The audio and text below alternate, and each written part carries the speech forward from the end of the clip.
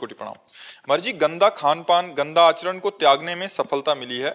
आपकी कृपा से निरंतर नाम जप करने का भी अभ्यास कर रहा हूँ।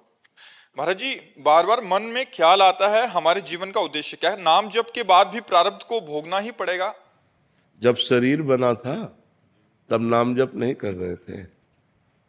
शरीर बन चुका, उसका प्रारब्ध निश्चित हो चुका है कि इतने समय में ये घटना घटेगी, इतने समय में ये अंग टूटेगा, इतने समय में ये सुख मिलेगा, इतने समय में ये मिलेगा। जन्म के पहले ही रच गया है, वो विधान रच गया है। भजन अब कर रहे हैं तो अब का भजन आगे के कर्मों को नष्ट कर देगा जो हमसे गलती होगी। पूर्व में जो संचित जमा है गोदाम हमारा, वो भस्म हो जाएगा। लेकिन जिससे शरीर बना है वो भोगना पड़ता है। इसीलिए बड़े बड़े संतों को भोगना पड़ता है। किसी को कैंसर हो गया, किसी को किडनी फेल, क्योंकि उनका अंतिम शरीर होता है तो अनंत जन्मों के सब पापों को थोड़ा थोड़ा करके भोगवा दिया जाता है। तो अवश्य में वो भोक्तव्यम कृतम कर्म शुभाशुभम, ये भगवान के वचन है। जो शुभ अशुभ कर्म से तुम्हारे शरीर की रचना हुई वो भोगना पड़ेगा। जो संचित है वो भस्म हो जाएंगे, जो क्रियमाण है वो निष्फल हो जाएंगे।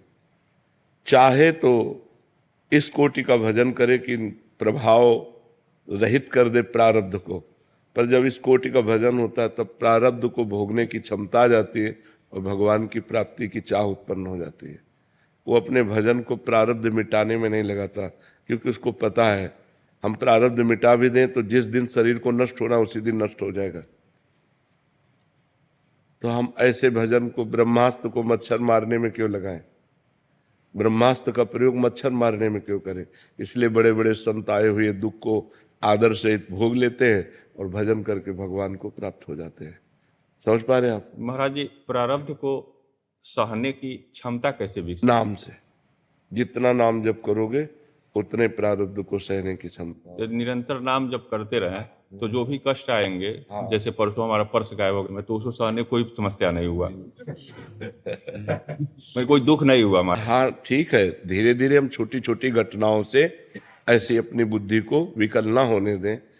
जितना नाम जप करोगे बड़ा अकाउंट जमा होगा नाम का, उतने बड़े से बड़े दुख को आप आनंद पूर्वक सह सकते हैं, आप हंस कर सह सकते हैं।